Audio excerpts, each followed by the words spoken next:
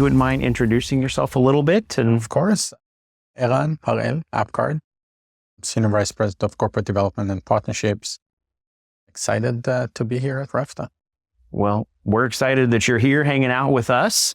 Always good to see you. I think I last saw you in person in May, maybe? Correct, at the last REFTA. Yeah. From REFTA to REFTA. That's right. That's exactly right. And maybe the next show will probably be NGA or NRF or something. Most likely. Yeah. As long as we have good reasons to celebrate. Right? That's right. That's exactly what it is.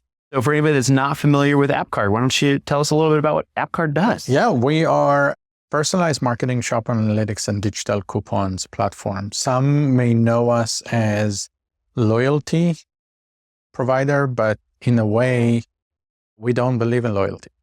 And the reason for which is that shopper that enrolls into a program is not necessarily a loyal customer. Only if you are building a relationship that entices behavior and results with the shopper's increase of recency, frequency, and monetary spend, and doing it with the right offer at the right touch point, derived not only from past purchase, but future intent, hence AI and machine learning, then and only then you can earn the customer loyalty. And that's the reason why at heart, we are a data company that helps independent make proper use of the data. I like that. That's a twist on the term and a repositioning. I like that because it seems like, at least in this day and age, it's, somebody who says that they have a loyal shopper. It doesn't take very long to burn the bridge with a loyal shopper. Oh, undoubtedly. It's all about relationship. So tell us a little bit about the history of the company. It's been around for a while. Yeah, indeed. 13 years. We started Yair Goldfinger and Amichai Oren, to whom I've joined in the idea stage. And the whole idea and the whole premise was exactly what I said now. We wholeheartedly believe that helping the independents compete, whether we started outside of grocery and we still have thousands of non-grocery stores. Somewhere around 2017, we've decided to focus on grocery, acquired Prologix and others, and continue on growing with offices here in Florida, the other side. Okay. And headquartered in Manhattan, New York, and some offices in Israel, but really having employees and team members across the country. Wow. Okay. And so it's been a big growth over the last couple of years. Did you see a large adoption through COVID? So by all means, COVID have changed shopper interaction, but not less than that, grocers interaction.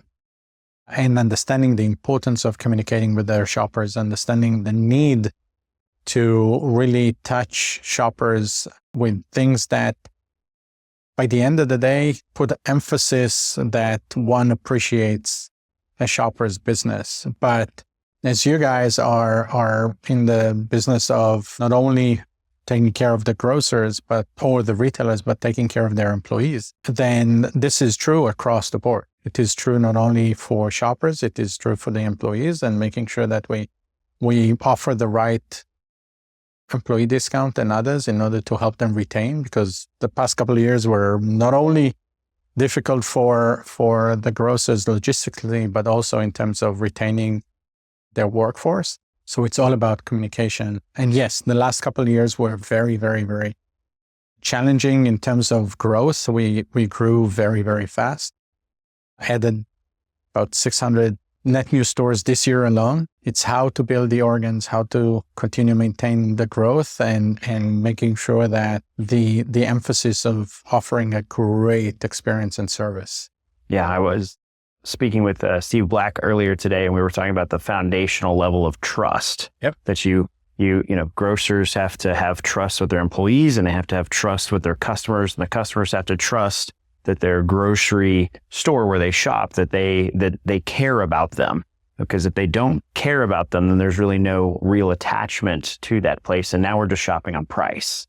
Yep, 100%. And this is more so than anything else to the independents. Unlike the Walmarts, the Krogers, the Albertsons, which are doing a great job for themselves, the independents are the center of their community.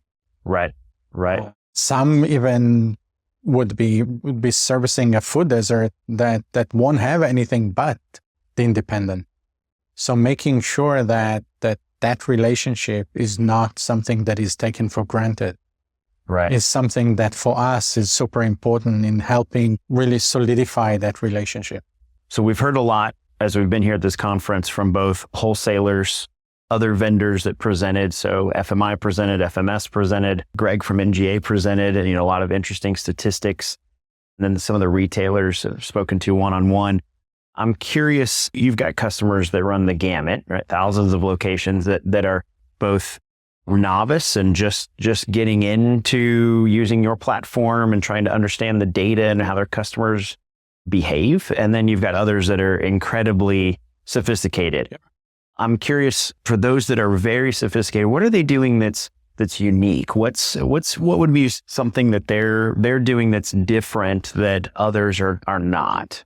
I think that the first thing that they do is that they are mindedly understand the importance of making that data actionable, whether it is for operational purposes, better logistics, better employee engagement, better staffing, better filling their aisles and things of that nature, but also in terms of making sure that they engage with their shoppers. In our industry today, it's all about either you grow or you disappear. Right. There's no in between. And as a result of that, you do see a lot of consolidations, whether it is for improving operation excellence, whether it is to removing or reducing costs. But what we see from the larger, more advanced grocers, some of which are smaller, but still very advanced, is that they're not afraid of trying.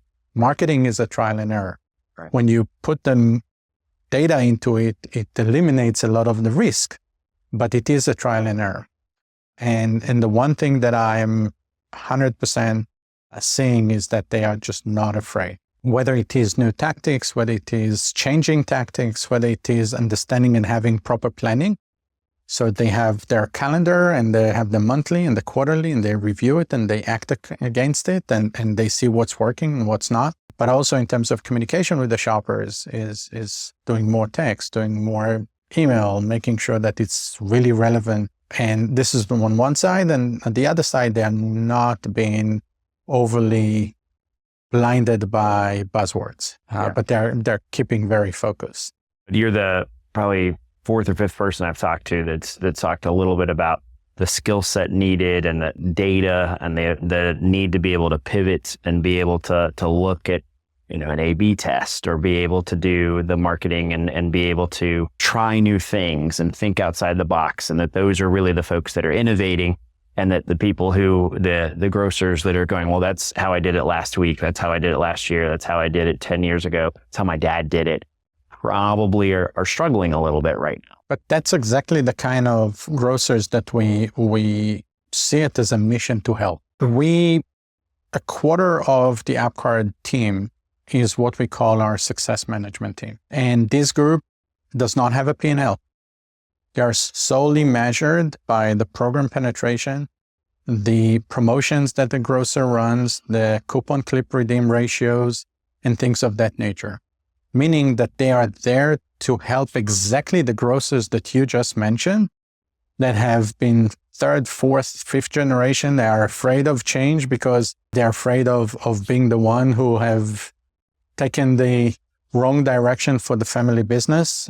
And we help them and we offer that white glove to help them transition and become better grocers. And I'll give you an example. And again, going back to whether it is promotions, whether it is doing a points-based program or rewards catalog and bringing in the vendors, but also in terms of just making data actionable for a day-to-day decision.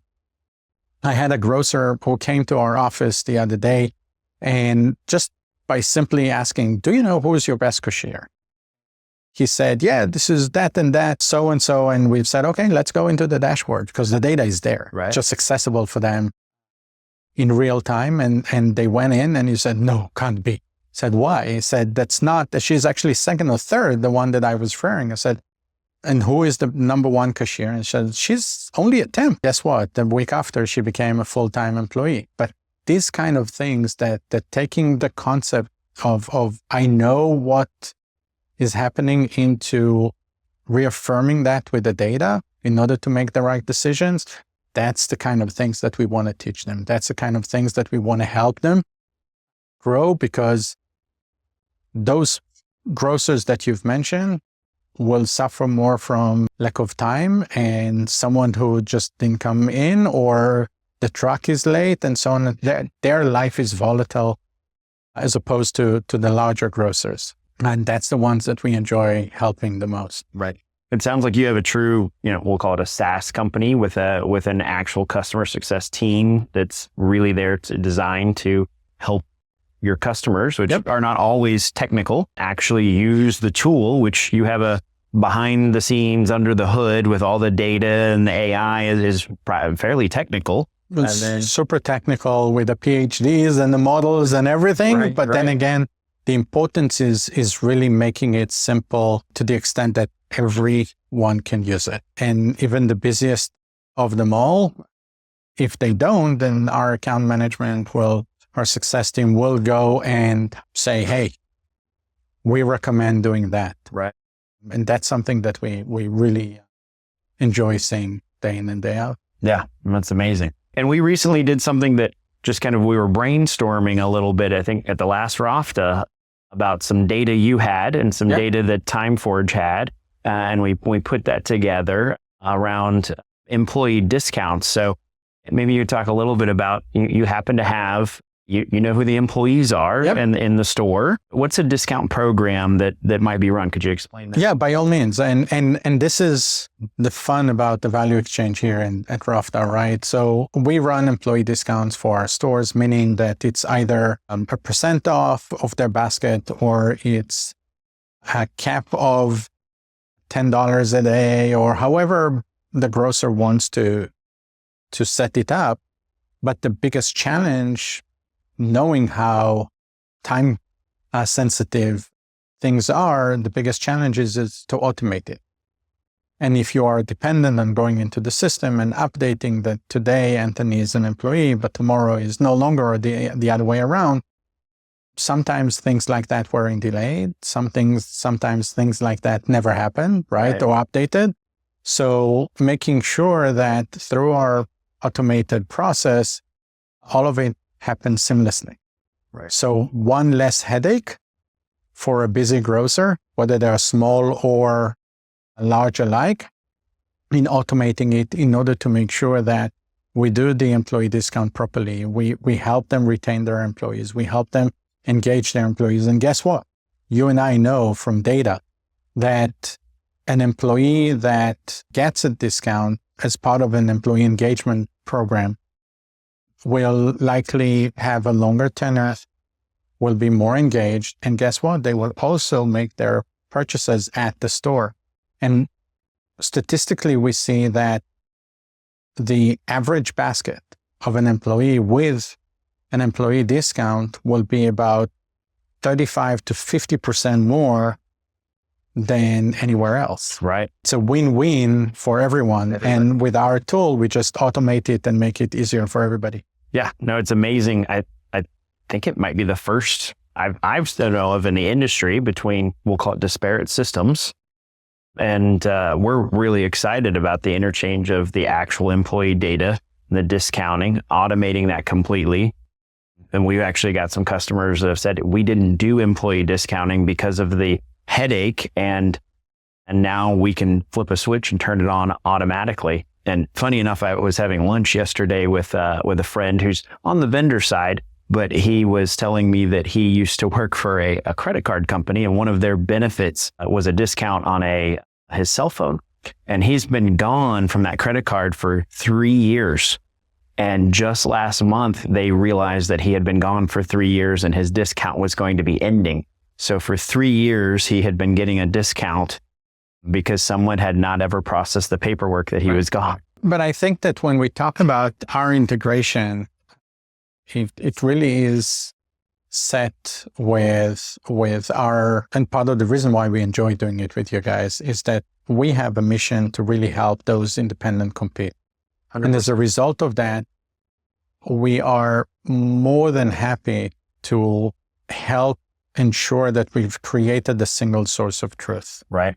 And integrate and provide our APIs and open to integrations, whether it is with e-commerce and website, BI tools, or whatever have you, because by the end of the day, for the grocer, whether you're employee or shopper, Anthony is Anthony. Right.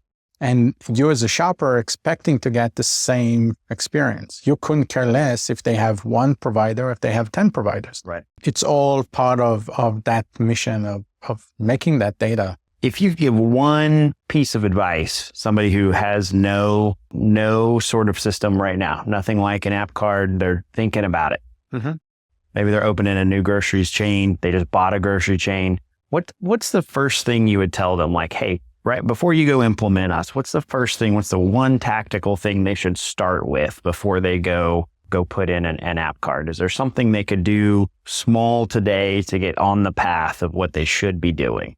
I think that even before doing AppCard or any solution similar, is to really understand what they want to get out of it. They need to know what are the KPIs, how the tool can help them, whether it is to grow a particular category or drive shoppers to their meat department or anything else. But like anything in life is why are we doing it? And then that why are we doing it will help them understand what they need to do. Again, AppCard or anyone else, and how to best utilize it. A marketing program, a rewards program, a coupons program is a crawl, walk, run. You need to build your customer base. You need to enroll your shoppers. Then you need to understand and start doing some targeting. And then comes the holiday season, and then comes a year-over-year comparison. So results can and are seen very early on. But then again, like anything in life, there's growth into it. And that's important to know as well. We mentioned machine learning and AI. It's a big topic in tech in general. What is your prediction for the next 18 to 24 months? I mean, this is not an industry that's always known for lots of technology change, but it's here. And certainly it's going hard, right? Yeah. So what do you think is coming? There are things that are being done today already that just not called machine learning or AI, but they're already there.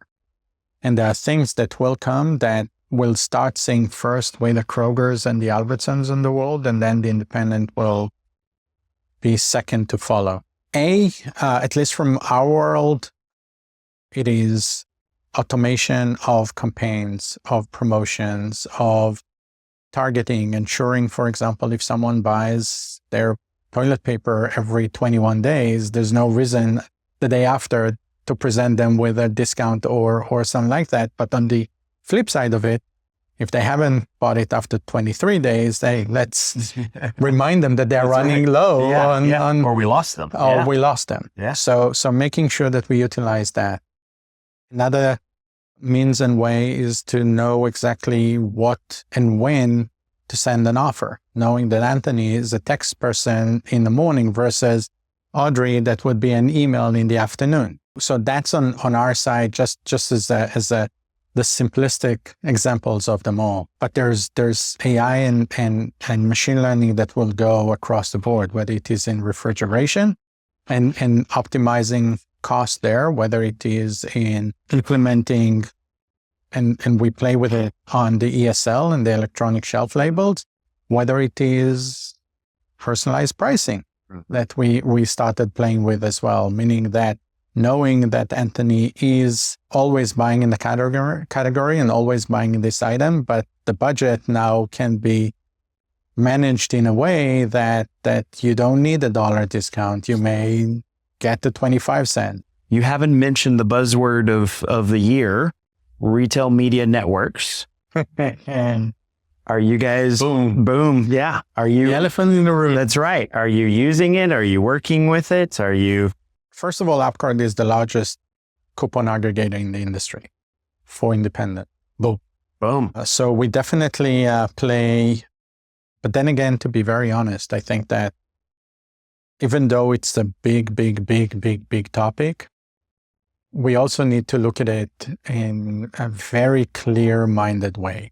You need a real critical mass in order to make an impact. one can get a $5 million budget from, say, P&G. And supposedly that's a big money. But let's take the P&G perspective to it. If P&G has, and this is assumptions, of course, blah, blah, blah. But if P&G launching a new pumpers and their budget is $500 million to $750 million, and they gave you $5 million, who cares? Right. So you need a critical mass of stores and shoppers, because stores alone is not enough. If you have a critical mass, then you'll get 15 million. And then someone up there at P&G would say, what our investment here yielded. Right. And that's where retail media becomes effective. Mm-hmm. So as long as people don't want to enjoy just the breadcrumbs, but I want to make an impact, scale is of an essence. And as a result, and now AppCard has 2,500 stores, okay, which is starting to be interesting. 28 million households, starting to be interesting. Yeah, for sure. But that being said, we believe that you need a critical mass, which is greater than that. And I think that that's where the biggest challenge is going to be with retail media. And aside from that, you need enough touch points. So what do I mean by that? You have programs that may have 1,000 stores, right, but they are heavily biased on mobile app, which inherently now you are capped at 15, 20% participation as opposed to 80% participation or 70% participation. So now the scale is also different. So you need to make sure that you are able to do that across all touch points, whether it is in lane, whether it is on the shelf with ESLs or whatnot, whether it is on the website, whether it is in the e-commerce, whether it is in any other touch point, right? So that's where it's becoming interesting, when you really have the inventory for those advertisements. So very important, still a topic that, and I'm sure that you've interviewed a few people, the definition itself of what is retail media would be completely different Changes in between those that you interviewed. So this is our take to it. Very important to the industry, very, very important to the stores. But then again, it has to be at scale. Yeah. Otherwise, it will be always limited. Any last parting thoughts here? Exciting times in the industry. Yep. We see the grocers really understand the importance of digital, the importance of communication, whether it is with their employees, whether it is with their shoppers. Brands understand the importance of being able to communicate with the shoppers directly and have a smarter dollar spend. I think that we need to focus more on the incrementality of ROAS and things of that nature. Speaking of retail media, definitely heading towards a very, very exciting couple of years. We are here to enjoy it. Love it. Appreciate the time. Thank you so much. Of course.